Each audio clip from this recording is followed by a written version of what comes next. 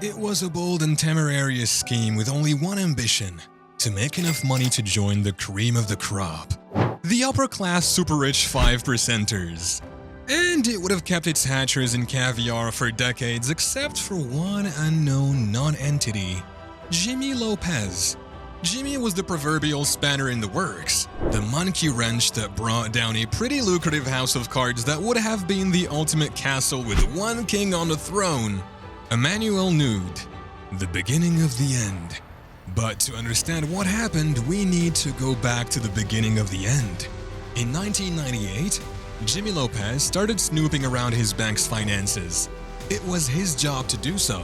He had all the necessary information for the purchase of the Brazilian bank Noroeste by Spain's largest bank, Banco Santander, for a hefty sum of $500 million. But Nelson Sakaguchi, the bank's director of overseas accounts, was missing. In a December 1997 joint board meeting, an official from Santander inquired about why a large sum of money, 2/5 of Noroeste's total value, and half of their capital, was sitting in the Cayman Islands unmonitored. Promptly, Sakaguchi was ordered to hand over all the information regarding the bank's Cayman Islands. Still, Sakaguchi had been stonewalling Lopez's efforts. A completely stymied Jimmi Lopez blew up in his face one day, and the first stitch in this tale of the double cross was unraveled. Lopez's aggressive tactics were rewarded with the unbelievable sight of Sakaguchi's famous cool being completely abandoned as he was greeted by the appearance of a nervous man-child who was perfectly aware he had screwed up royally. He knew his time was up, and finally, he showed the figures that would launch the biggest fraud investigation and an ensuing search for its perpetrators. This criminal investigation spanned Brazil, Britain, Nigeria, Switzerland, and the United States. The scheme. In 1995, in the good old days before the advent of hyper-technology, Sakaguchi was pleasantly surprised to receive a letter from the Nigerian Ministry of Aviation. Teifida Williams, who is supposedly the ministry's director of budget and planning, signed it. It stated that through a Nigerian mutual client, a name very well known to Sakaguchi, it had been learned that Bank Noroeste might be interested in investing in a lucrative business opportunity, building a new airport in the new and fastest growing capital of Nigeria, Abuja. Sakaguchi was interested. Thus, the mark, hook, line, and sinker were secured. You see, Sakaguchi was communicating with a Nigerian state official, Teifida Williams, who did not exist. A group of con artists and women under the leadership of, you guessed it, Emmanuel Noude created Williams as a fabrication. Sakaguchi galloped all the way to London, where a man introduced himself as the governor of Nigeria's central bank, met him, and whisked him away in a plush limousine to a posh 5-star hotel. Various state officials accompanied him, decked out in expensive Savile Row suits, complete with their expensive-looking business cards, announcing their state designations. The mark had been wrote in and the prey was secured, all due to the faultless reputation of the real governor of Nigeria's national bank, Paul Agbai Agwama. Sakaguchi was so overwhelmed by the flaunting of wealth and the promise of easy money that he was willing to part with $35,000 in hard cash before he left. It was official. His desire for large sums of money, a whopping $39 million in profits to sweeten the deal, had cast a die, trapping the prey. Sweet indeed. The scammers. Emmanuel Noude was the man who represented the face of the governor of the Bank of Nigeria. He was no small fry. He was actually a banker himself, but not of the Bank of Nigeria. His kingdom was the Union Bank, one of Nigeria's well-known banks, but definitely outside the league of its mother bank. His accomplices were Emmanuel Ofolue, Nzeribe Okoli, and Obumosakwe, along with the husband and wife duo Christian Ikechukwu Anajemba and Amaka Anajemba. Out of all these characters, Emmanuel Noude seems the most interesting. Contrary to the commonly held belief in his own social circle, Emmanuel was not a highly educated blue blood.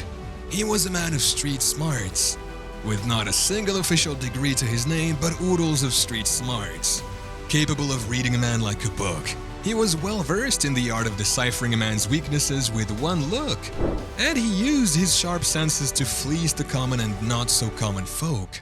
A master manipulator at work, he used Sakaguchi ruthlessly to milk him for every last penny he could ill afford.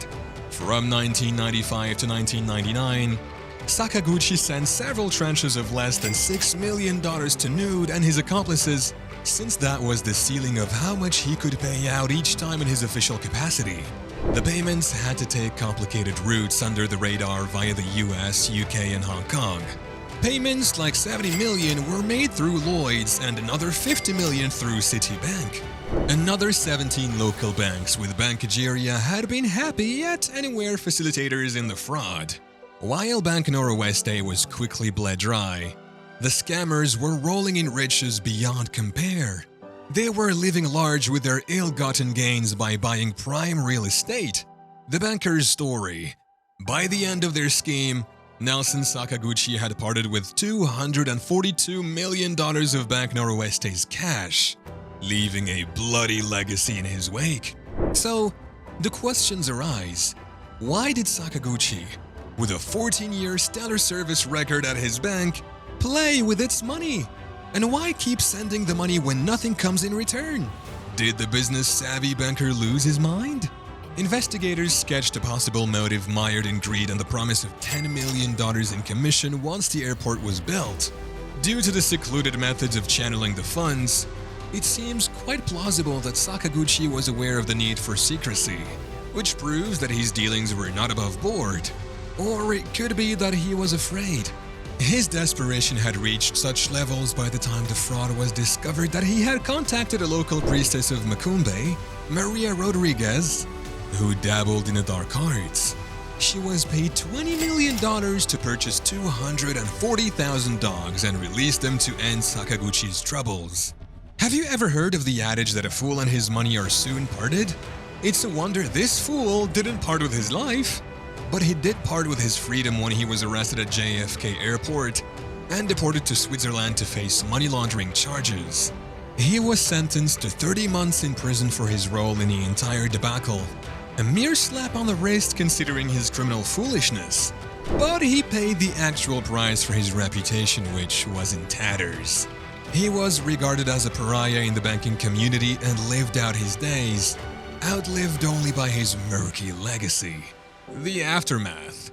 The can of worms opened inadvertently by Jimmi Lopez was in danger of sinking the Noroeste ship by taking the deal of the century with it. In an effort to guarantee the sale to Santander, the Simonson and Cochrane families, the owners of Banco Noroeste, paid the $242 million bill themselves. However, it didn't save the beleaguered franchise and Banco Noroeste collapsed in 2001. A massive recovery campaign was launched across multiple jurisdictions, and the first shot in this battle was a legal complaint lodged in Geneva over an account that had received a $5 million payout from Noroeste.